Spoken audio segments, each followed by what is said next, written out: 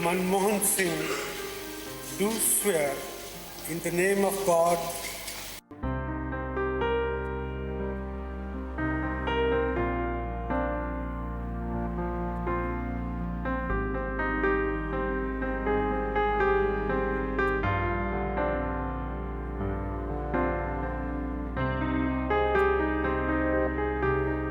प्रधानमंत्री के रूप में देश के विकास में और प्रगति में उनके योगदान को हमेशा याद किया जाएगा।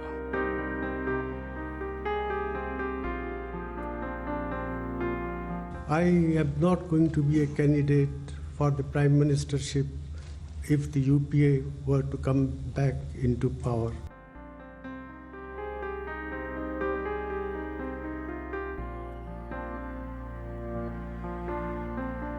I can tell you that here at the G20, when the Prime Minister speaks, people listen. माना कि तेरी दीद के काबिल नहीं हूँ मैं, तू मेरा शौक तो देख, मेरा इंतजार देख।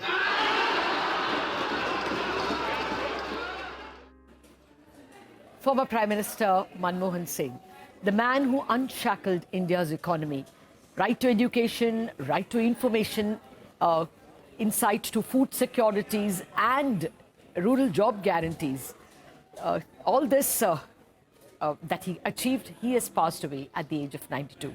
Leaders cutting across the political spectrum and across the globe are paying rich tributes to the man who pulled Indian economy out of an abyss, as it were. Or as Dr. Singh was pivotal to the creation of the forex market and the debt market, as it were. Those markets didn't even exist before 1991. And he gave, of course, a very big boost to the stock markets by opening the doors to foreign investors, more importantly, to imports and exports. You're watching Editors Roundtable. I'm Lata Venkatesh, and with me are Nimesh and Rupee Weakness.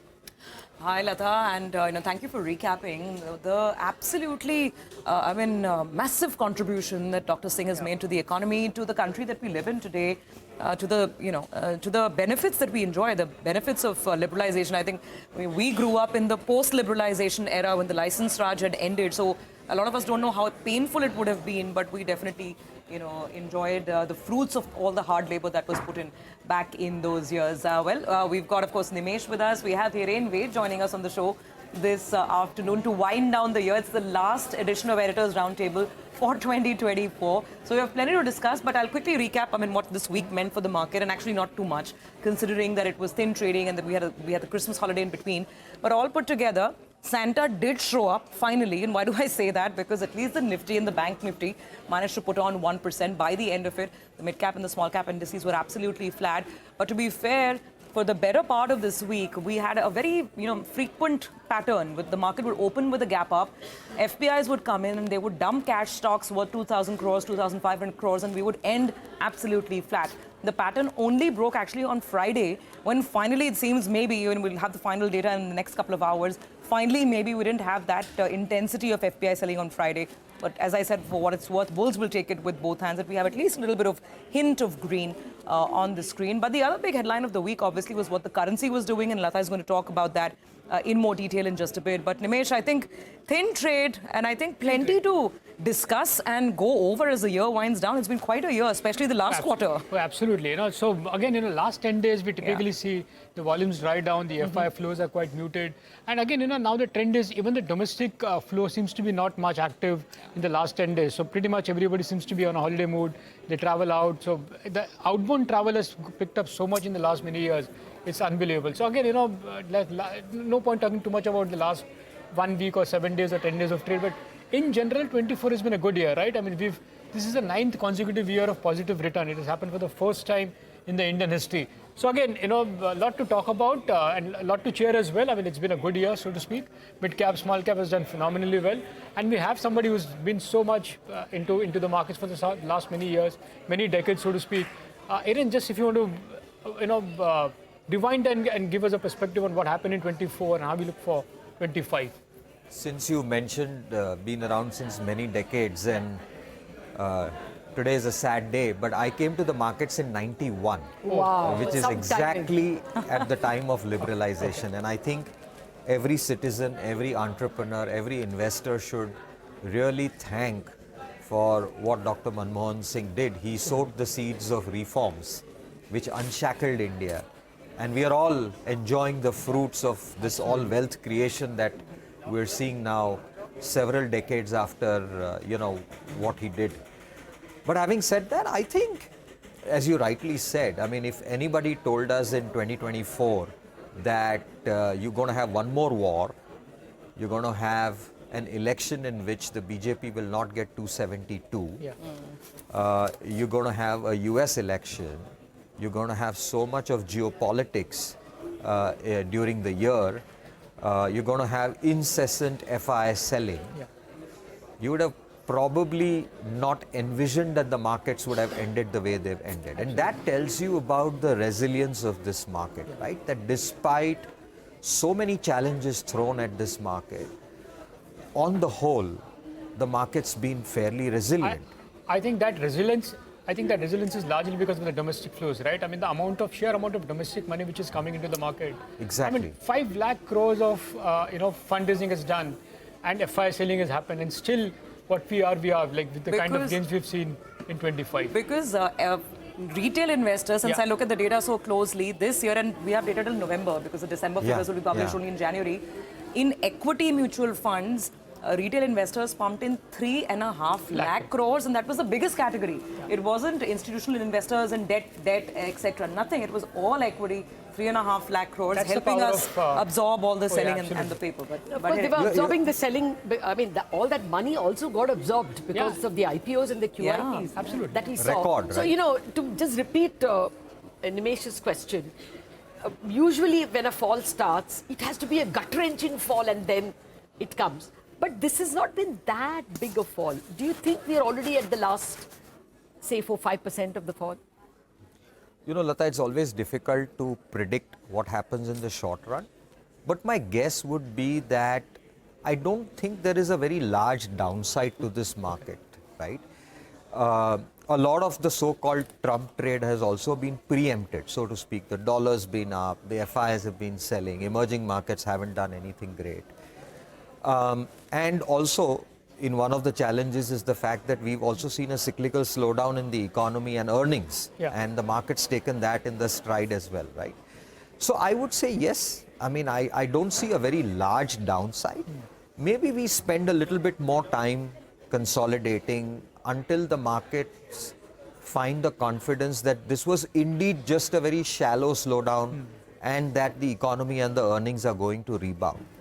So I think come Jan, Feb, the market should find its feet. Maybe the first few days people will wait and watch to see what Mr. Trump does, how the budget goes. And I think once some of these events are done and the earnings season is out of the way, I think markets will get their own footing and direction. But I don't see a big downside to this market. Okay, that's an interesting point. But, speaking of Mr. Donald Trump, I think he'll be the person setting most of the agenda as the year opens out. Lata, even before the tariff wars actually begin in their entirety, the move that we've seen on the currency, the rupee broke past 85 somewhere middle of December. I think it was 18th or 19th of December. But then the slide, especially this week, today, was quite rapid. So what have you made of it? Okay, I'll just come to what this means in perspective. But just to describe today's event, there were the usual reasons. The dollar remained at 108.15 plus. And there is always importer buying, other than FPI buying of dollars. There's importer buying during the month end and the quarter end. So that was there to play. But that was there yesterday also. So why the big fall today? The additional reason appears to be that today was really thin trade. I mean, as with each passing day, the treasury benches are getting hollowed out. So even a small move can make a big difference. But there were two other differences. One is that the RBI was kind of supplying dollars, going long rupee in the NDF market. And the NDF contract expires today, 1 month contract and 3 month contracts. So it's possible that they were allowing some of them to be settled here because they were quite long on the rupee. And therefore that got settled. A second reason could be that when the Reserve Bank bulletin came out for December, that came out 2 days back, we all discovered that the rupee overvaluation in November was 8.2%. The rupee overvaluation is usually about 104, that is 4% or thereabouts. this 108 kind of, there were against a basket, of 40 currencies against a basket of 40 currencies with whom India trades and adjusted for their inflation. So it's a very important number, but of course the Reserve Bank doesn't follow it every day to keep it at 100. It flows between 95 and 104 to that index. But the point is that 108, my sense is, or at least that's the market's best guess, the Reserve Bank thought that speculators were on the warpath after seeing that 8% overvaluation to try and trap the Reserve Bank. And they let it, the Reserve Bank, therefore, just stood out of the market, let the currency fall, and when it fell to 85.75, make that sudden appearance, and half the loss was wiped back. Okay. So it could be just that that gut-wrenching fall came today, and we may see more gentler moves in the coming days. But let me leave you with just one final thought. The rupee is still the outperformer. Yeah. If you look at it from November 1st to date, we are about 1.5% down, or even less than that, because it was 1.5 when we were 85.75. We have closed at 85.53. So we are probably about 1.45 down. A whole lot of currencies, including the renminbi, are 2.5% down from November.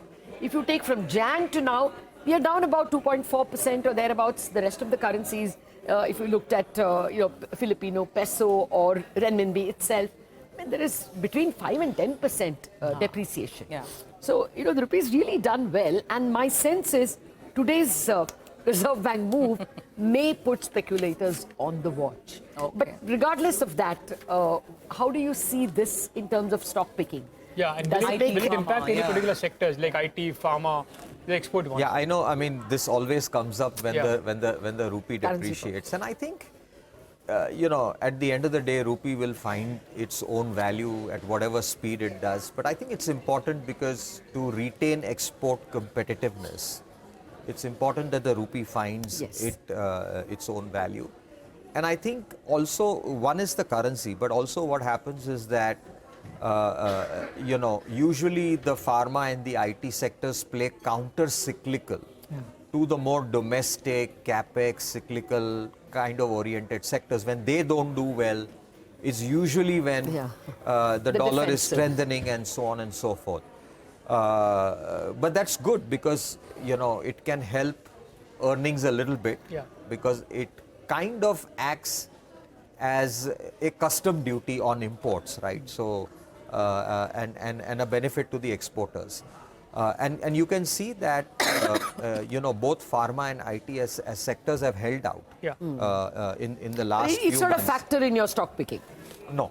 Not really, not really. But if I could extrapolate, exactly, so the currency will do its own thing, and a lot of these companies have very smart cross-currency hedges as well. In fact, for this quarter, an IT analyst was telling me that just for Q3, there will be a negative 1% cross-currency impact because of the other currencies moving. But these sectors will be impacted by Donald Trump's policies, right? Now, we don't know what he'll do on immigration. We don't know what shape and form, this Biosecure Act is going to take, if it will take off at all or not. But given the exposure of some of these sectors to the US, how are you looking at them right now? Surbhi, I think I wouldn't want to read too much or preempt what Trump is going to do. I think everybody's decided what Trump is going to do before he's actually done anything, right? Because everybody's so worried and everybody's so worried, yeah. So I think, look, I mean, politicians say a lot of things, but it's not very easy to say that I'll pull up custom duties, I'll clamp down on immigration, but I want manufacturing in the US. You can't have everything, right?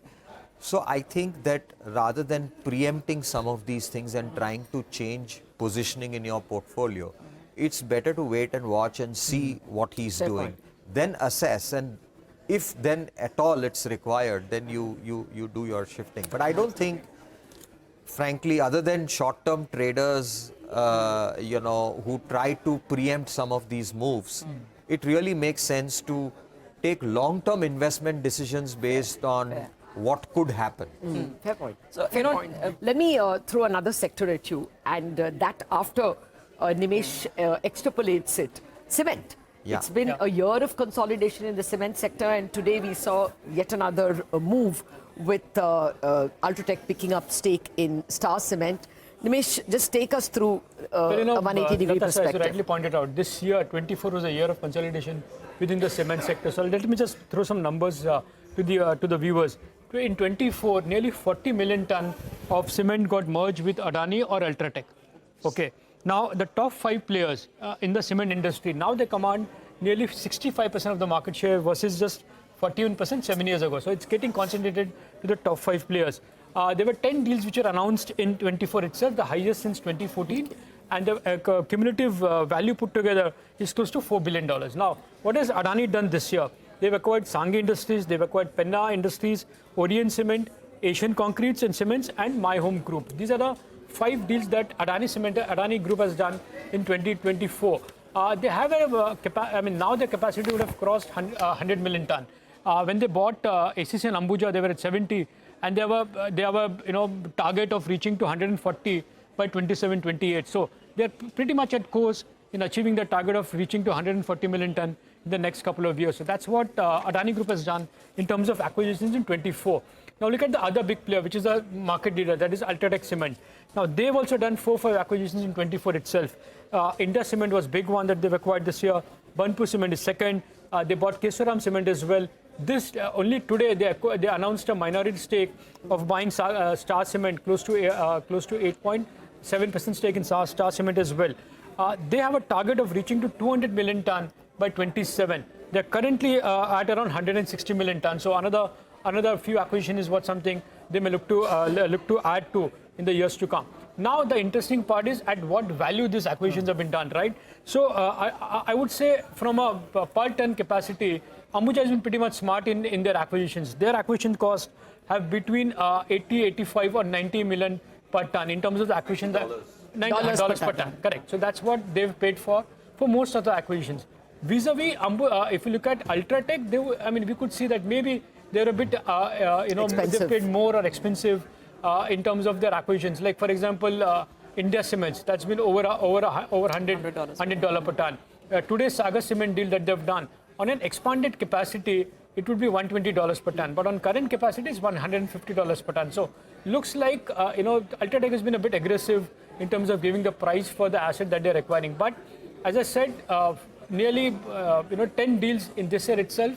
$4 billion is what the biggers have spent in terms of consolidating and buying out the smaller players. Your thoughts, Hiren, would you look to buy the bigger ones, or the aggregators, or the smaller ones who could be the targets going forward?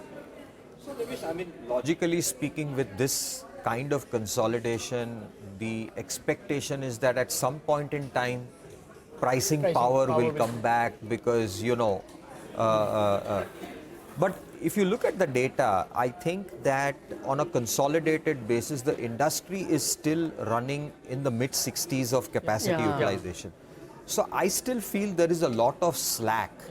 And what's happening is that each of the players, because it's a regional industry, nobody wants to cede market share to the next guy, right? So I'm not very sure if we should jump the gun and think that now that the industry is phenomenally consolidated, they will raise prices tomorrow. I have my own doubts. I could be wrong. You know who agreed with you and why you were probably not wrong? Birla Corp's Mr. Ghosh. We spoke to him just yesterday and he said exactly the same point, that those who are thinking consolidation means now we'll all get together and start increasing prices. That's not how it's going to work. If EBITDA per ton is to improve, it's probably because of the cost synergies, the alignment of the supply chains, and all of that. Capacities in the 60s, and unless it moves to the mid 70s or high 70s, you don't it's very difficult, in my view, that prices can increase immediately, right? Because everybody is looking at gaining market share. Nobody wants to cede market share. So I think we are a little bit away from that. Any of the stocks in the portfolio? We don't have any cement. But are you looking to buy? Because it's been a dark year for cement, right? Deals aside, nothing has worked, volumes are low, pricing is whatever, but you don't see that changing immediately. No, we are very bullish on a sector that uses cement, and that is real estate. Okay, now we're going to take a break on that note, but we're going to come back with questions that will make you tell us what you are looking to buy. Back in a minute.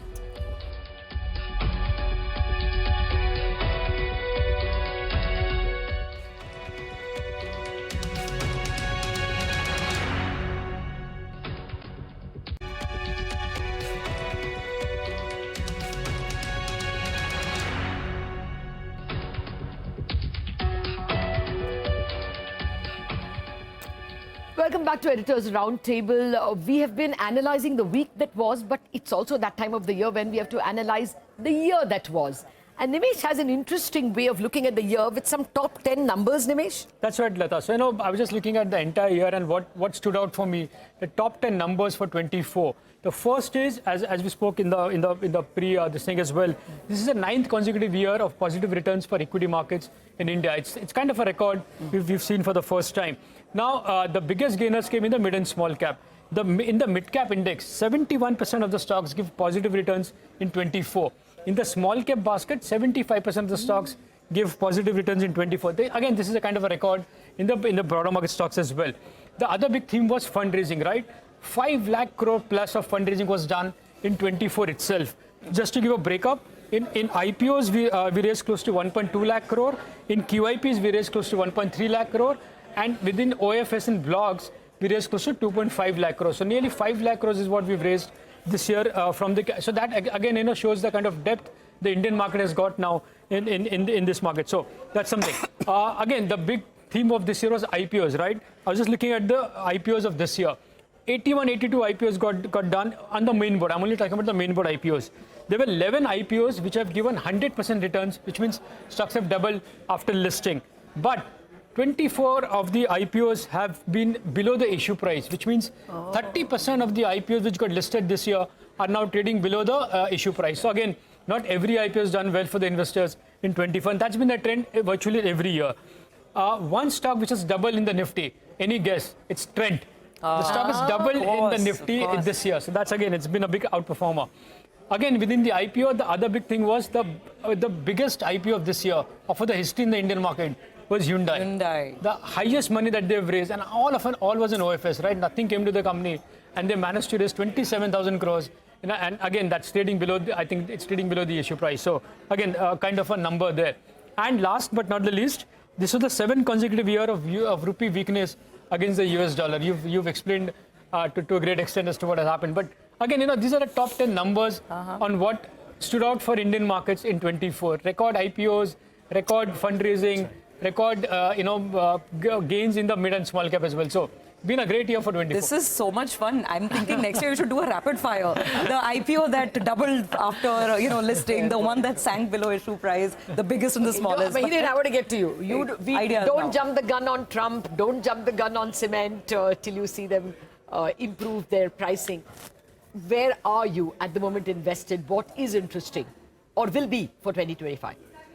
I mean, Lata, for us, like we don't change themes with calendar years, right?